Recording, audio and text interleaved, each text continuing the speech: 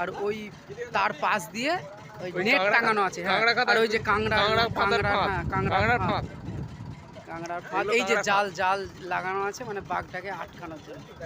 এই যে কাঁকড়ার ফাঁদ, ঠিক আছে, কাঁকড়ার ফাঁদ পাতা আছে। জোয়ার এলে এগুলো ডুবে যাবে, দিয়ে কাঁকড়ার খাবার দেওয়া আছে, কাঁকড়া ভিতরে খাবার খেতে ঢুকে আর বেরোতে পারবে না। এই হচ্ছে কাঁকড়ার ফাঁদ। আর এই হচ্ছে হেতালের জঙ্গল।